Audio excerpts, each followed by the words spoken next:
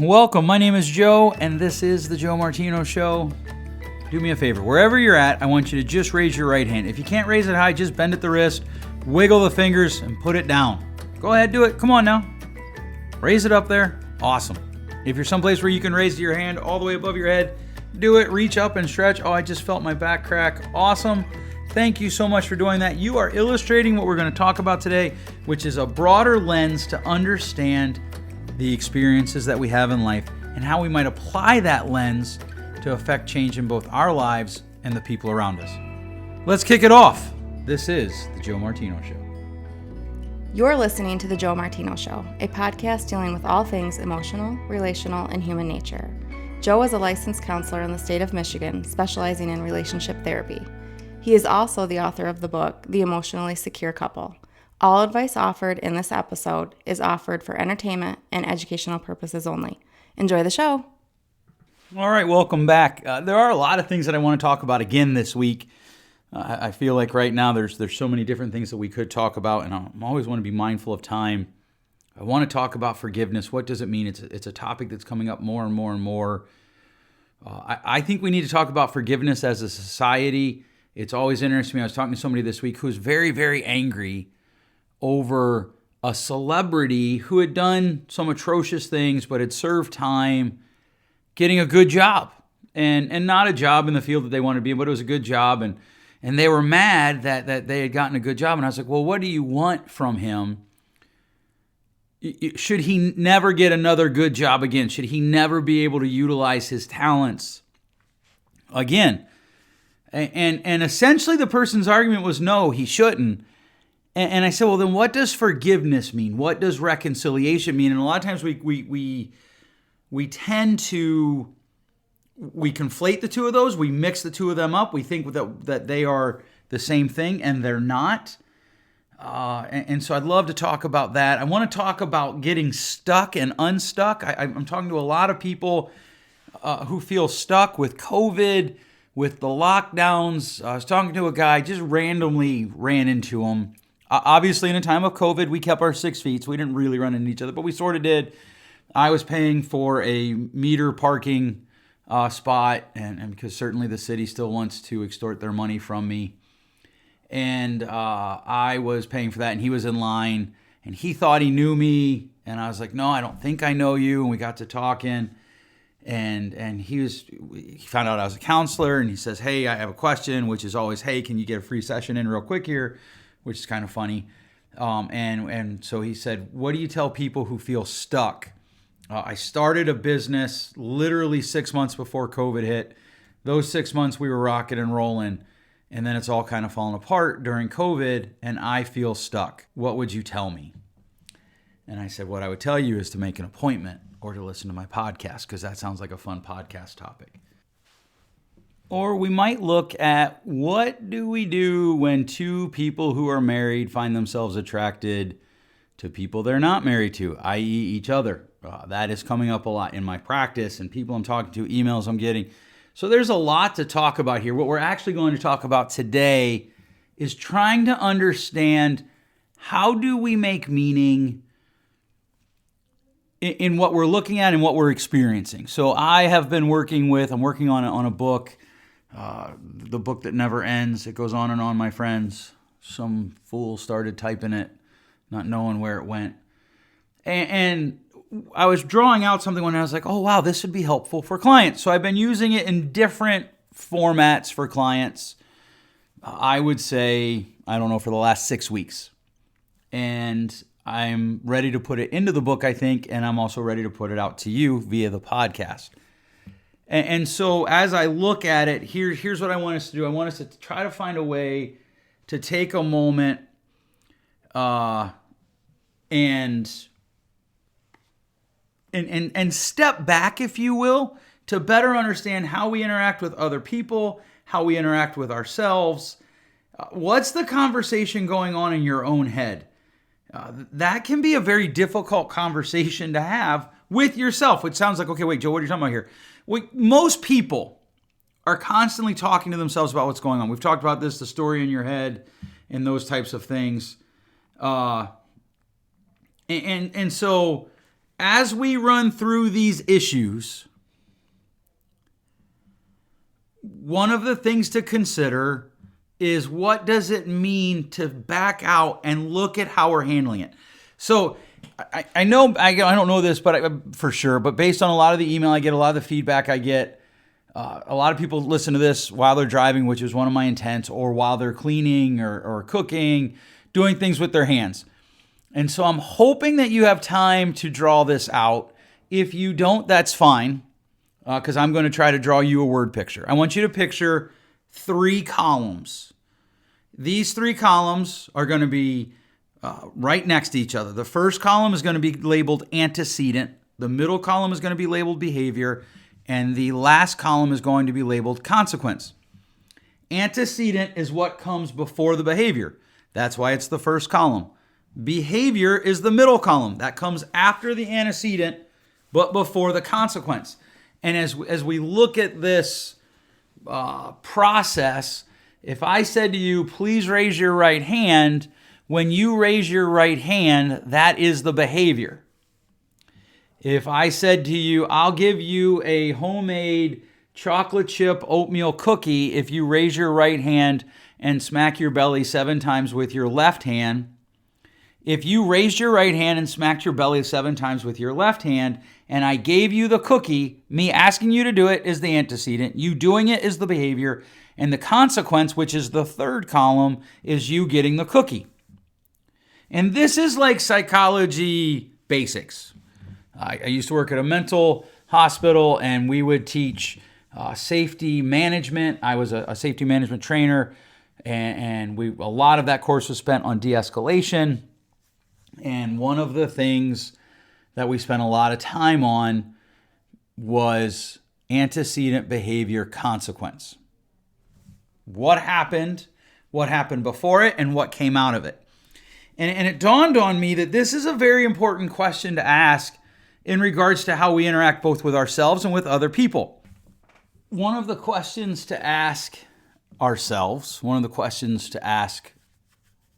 about how we interact with other people is, what was the antecedent that was going on? So below the antecedent, I want you to write the 2 words, expectations and assumptions. And these are going to be familiar words with anybody who hangs out with me for any amount of time. These are familiar words.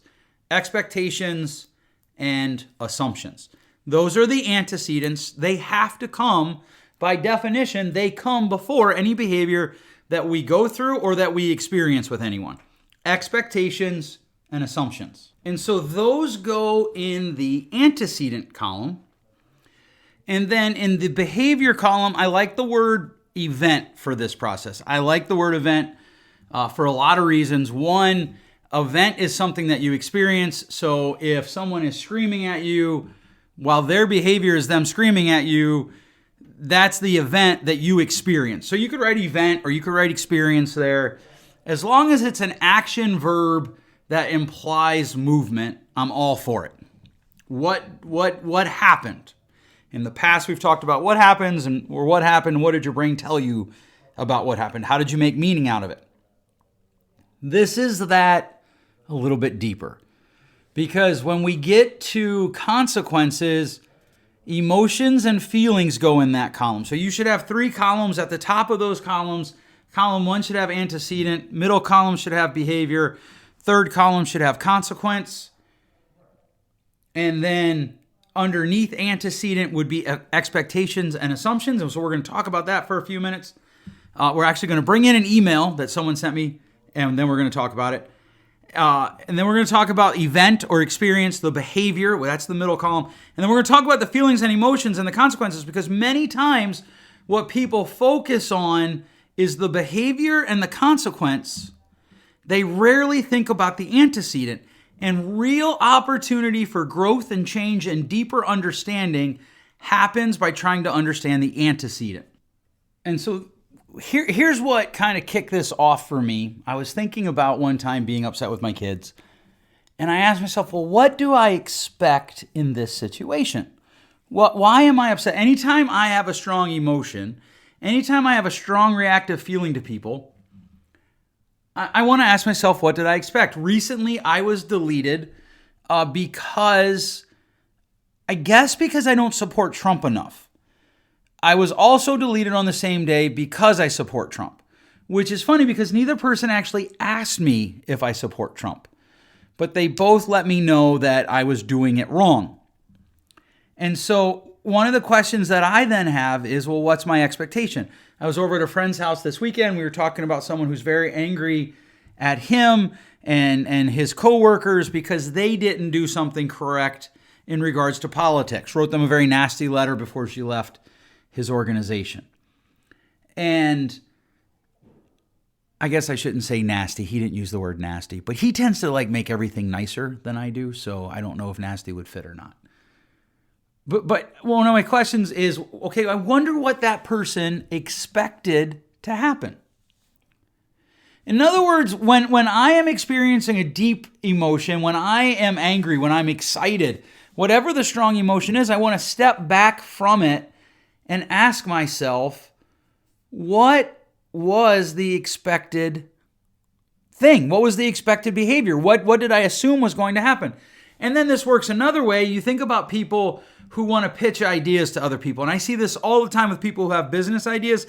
They have an idea that they think might have something, and many times, many times, they're afraid to do the hard work.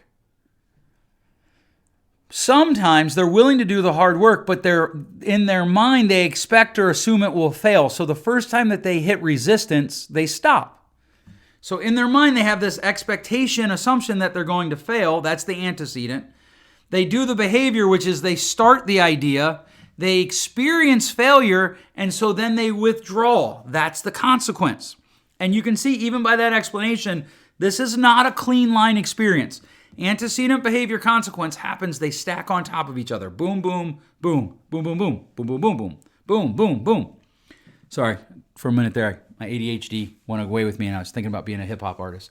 That was a joke.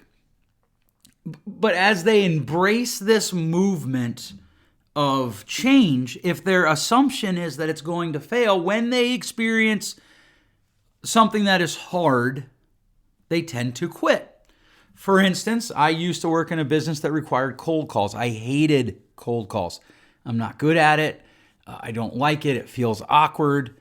And invariably, whenever I would call somebody, if they didn't answer, I just probably wouldn't call them back. And then one day, a guy I was talking to, he's like, yeah, that's the 13th or 14th time that I've called them. And I'm like, holy cow, don't you feel weird doing that? He's like, no, I just assume, notice his language. This was his language.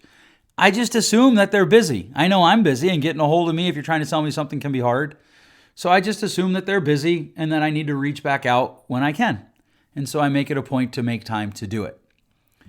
He assumes that they're busy, so when the behavior, the event, becomes them not answering, the consequence is he chalks it off as, well, they're busy. This is important because I want you to look at that third column and understand it creates new expectations for us. It creates the lens that we create new expectations from. So the antecedent box, the first column, I typically draw this on a whiteboard when I'm doing it with clients as two triangles with a square in the middle. The first triangle, that first column, expectation, assumptions, it becomes the lens that we interpret the middle box, the middle square or the middle column, the behavior, the event, the experience through, and how we create meaning. And then we get our feelings and our emotions. And there are some people who will be like, well, we actually just get our feelings and emotions before we think. Because when we're babies, we cry and we have negative emotions before we can think. That's not actually true. In fact, it's scientifically flawed. We have proof that babies can think. We, as adults, can't understand their thinking, but they can think, they can process, and one of the ways that they have limited emotion and physical and physiological responses. And so we think first, we experience feelings and behavior second. And so what happens is this becomes a looping event. So let's say that you and your spouse have a regular argument over what a clean kitchen means. One of you says, yep, I'll do the kitchen, you go clean it, and then your spouse comes behind you and cleans it behind you. At some point, that consequence of my spouse is going to clean the kitchen behind me becomes an expectation. And then you filter the event through it. So if your spouse walks through and they just pick up something that had just fluttered to the floor and throw it away, you are more likely to experience negative emotions if in that expectations assumptions box, you saw them coming behind you and cleaning up behind you as a negative experience. This is why it's so important with our children that we provide legitimate feedback, right? And if you're constantly negative, if everything they do, behavior, event, gets criticized, it's never good enough. Eventually that becomes their expectation. That becomes their assumption. But if everything we do is also a false praise, is also a praise devoid of effort, is congratulations devoid of real effort, and they never experience loss, then that consequence of always getting praise, of always being told how great they are, becomes an expectation. Both are detrimental to their health, to their overall health. I was literally just talking to a parent just yesterday about their high school age daughter. And essentially both parents agreed that they do everything for her, and they're simultaneously frustrated that she isn't doing anything. And I said, okay, well, what do you expect? And they said, well, we expect her to do some of her own things, to fill out her own college application, to fill out her own FAFSA. And I said, why do you expect that? So I drew this out for them. I said, okay, here's your stated expectation. Here is your stated assumption. Let me ask you a question. Why do you have that expectation and assumption? Because to be honest with you, based on what you're telling me about how you have handled life with this child, I don't share that expectation. I actually have the expectation that she will do exactly what she's doing, which is just wait you out. One of my children many years ago told me that I was more bark than bite. And I was like, I am not. And she laughed and said, yes, you are. What happened was I would give an antecedent. If you do this, they would do it, and then I wouldn't follow through. And so I had to do something to change. Now, here's the thing. People often think their only option to change is to change the behavior box, which is sort of true, but not exactly true. Because what I actually changed was I stopped the bark. I just made a commitment to myself. Whatever the bark is, it has to be something that I'm willing to follow through on. So it's better to stop bark in the emotional state. And so one of the things that I put in play was, what is it that is causing me to react this way? Now, if you know me, you know I hate the phrase "it makes me" or "it causes me." This is the one exception that I make. Our expectations will almost always interact with our behaviors like a base with an acid. You are not going to stop that reaction. And so what is it that I was expecting that I'm not getting that is creating in me this chemical reaction of intensity? Because that's where real power of change is. Even down to, one of the ways that I like, even down to disagreements with other people. One of the ways that I like to illustrate this with people is I believe in co-sleeping. I've not hid that. I've never hid that. I'm very pro co-sleeping, and I'm very anti-spanking.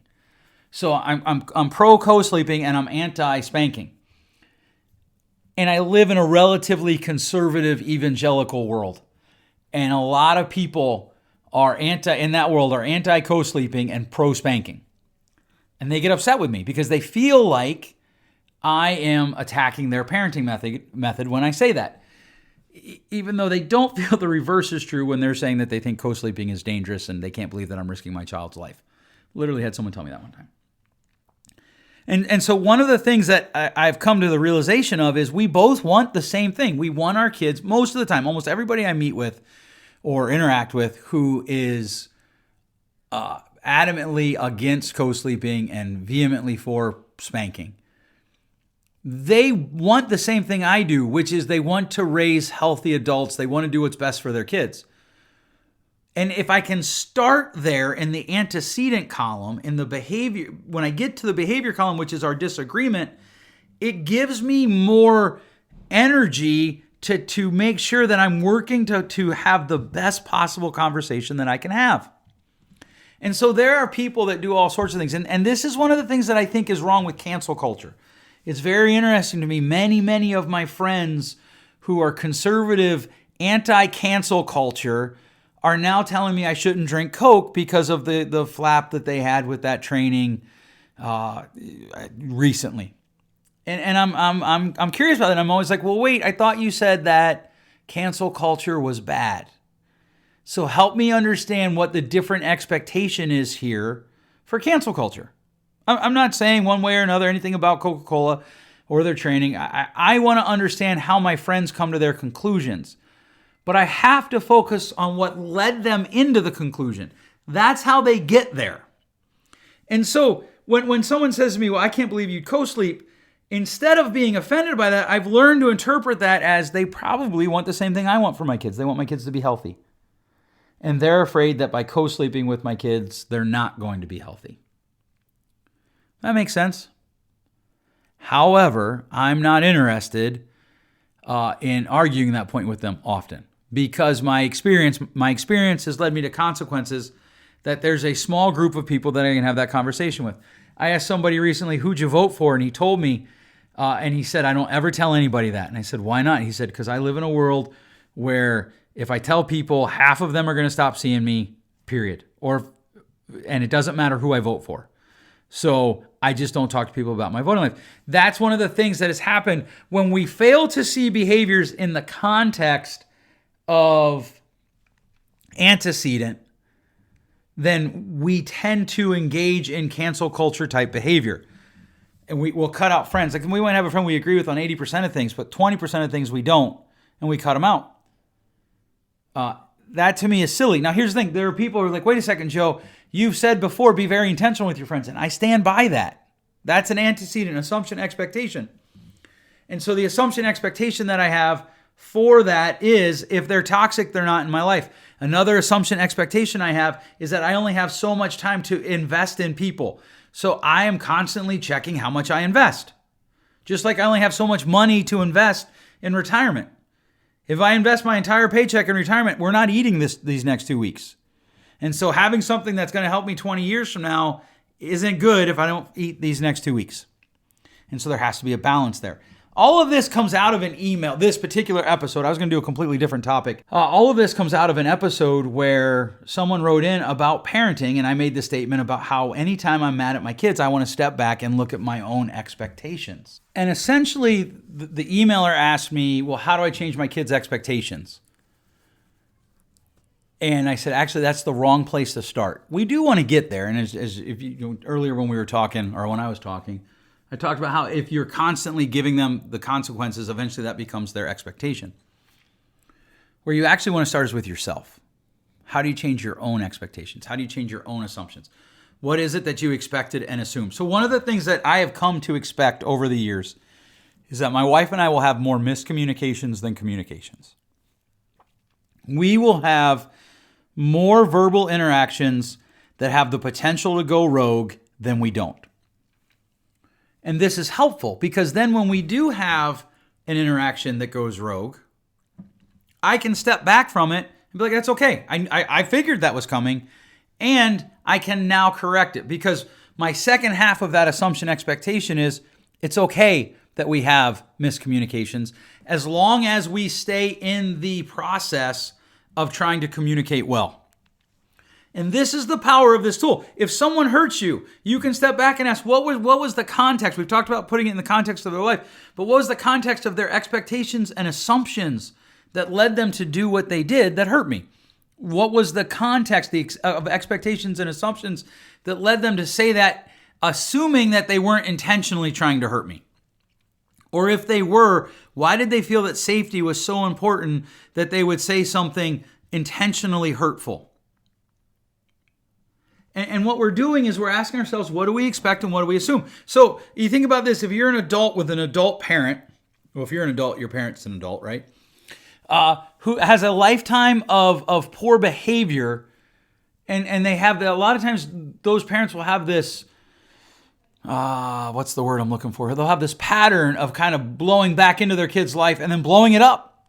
And so one of the things that I'll often talk to the adult child about is, you have to set boundaries. Boundaries are an expectation assumption. They're an antecedent. And so this is a powerful tool to pull your lens back and ask yourself, what boundaries did I have in place? What boundaries did I not have in place that maybe I need to put in place for the future? What could I do differently in the antecedent column next time than I did this time? How do I help shape the future of my life by setting appropriate expectations and assumptions in that antecedent box? And this is a good conversation with yourself. How do you talk to yourself? Because that's an antecedent. You will talk to yourself before you do almost everything in life. This is a powerful tool that allows you to understand what the other person's hoping for. Let's say you're in a conflict with someone else and you're not really sure what's going on. You know something's wrong, but you're not sure what. And you know, like, they agree with you something's wrong. Like, you know they're upset. There's negative emotions. That's their consequences. You and they seem to have experienced the middle column differently, the event, the behavior. So you can ask them, what would this look like if I had done it the right way for you? Or how could this have gone so that you didn't feel what you're feeling right now? And whatever their answer is, it's at the very worst, it's a glimpse into their expectations and assumptions. So when if I'm doing a training with teachers and they're upset that their students don't hand in homework, I'll be like, well, do you expect all of your students to hand in all of their homework all of the time? If a husband and wife are having a moment, in fact, I was just having a conversation with someone the other day and they're talking about their 2-year-old doing age-appropriate things and they used the word naughty for his behaviors. And I was like, so that would be my only hang-up. I don't think you should use the word naughty for age-appropriate behaviors. My expectation and assumption is that a 2-year-old's going to do what a 2-year-old does. You can correct it, but you don't need to call it naughty, because if it's age appropriate, it's not naughty. Naughty, in my opinion, implies intent. But the minute I say in my opinion, I've now brought in my antecedent column. Those are my expectations and assumptions. So I assume that I'll have to ask my kids more than once to do their chores, as often as not, for most of their teenage years. My expectation is that will get better as they age. I assume that my wife and I will have arguments. My expectation is that we will be able to have the majority of those arguments without leaving wounds. I assume that I'm not always going to want to hang out with my friends. My expectation is that they're not always going to want to hang out with me. I assume there's going to be things that I read on Facebook that I disagree with. My assumption is I can just scroll on. I assume that not everything I hear in the circles that I run in will I agree with. My expectation is that's okay. But when I have a reaction that doesn't match those stated assumptions, I have to step back and ask myself why. If I assume that my 8-year-old's going to be an 8-year-old and he's going to occasionally do 8-year-old things where he's just, why am I getting mad? It's probably an indicator that I have an opportunity to get healthy. If someone else is getting mad and I don't understand why, and I can say to them, tell me your expectations, I'm gaining insight into what it is that they were hoping would happen. And then I'm able to say, I think I can deliver that or I can't. And so this is a powerful tool to step back and look around the event that you're going through and understand it from expectations and consequences. Because eventually your consequences that you get on repeat, your steady diet of consequences will become your expectations. How often have politicians flip-flopped on things? Enough that by and large, almost everyone who is above the age of 20 expects that the politician, whatever they're saying, is a lie. Now, there's a little bit of, what do they call that? Identity politics that runs. So if you identify as a Democrat, you tend to give your Democrat candidates a bit more leeway there. And if you identify as a Republican, you tend to give your Republican candidates a bit more leeway there. But there is, by and large, a long history of politicians lying. That's the consequences, to the point now where it becomes an expectation. And so these are some opening thoughts. I could talk about this probably for 3 hours. So here's an assumption of mine. If I can talk about this for 3 hours, it probably isn't as refined as it should be. A person that I used to listen to regularly do speaking would say that you're doing good, you have good content when you look down at the things you've clipped out of it and they're good content. That's that refining process. So how about you? What's going on in your life that you are having strong reactions to? And what are the expectations that you took to that event? What was your antecedent? What were you hoping you would get in the consequent box? And what did you get in the consequent box? And then look at the people around you. What are the things that is considered a maxim in business is you train people how to treat you. And so if you are a leader that, everything's a discussion, then your people will have a discussion. If you're a leader that, we don't need passion, then there won't be much passion. I worked at a place where being late wasn't really that big a deal. Surprisingly, people were late regularly. I worked at another place, very similar industry, where if you were late more than twice, you were fired. No questions asked. It didn't matter who you were. Surprisingly, and by the way, both of those surprisinglys are sarcasm. Surprisingly, very few people were late because the expectations were clearly set and the consequences followed. All right, I hope you enjoyed this episode. If you did, please share it with your friends. Let me know your thoughts. Send me an email, joe@joemartino.com. I look forward to hearing from you. Thanks so much for listening. We'll catch you next week. Thanks for listening. If you enjoyed today's show, please share with a friend. And hey, give us that rating in your podcast store. Until next time, change possible.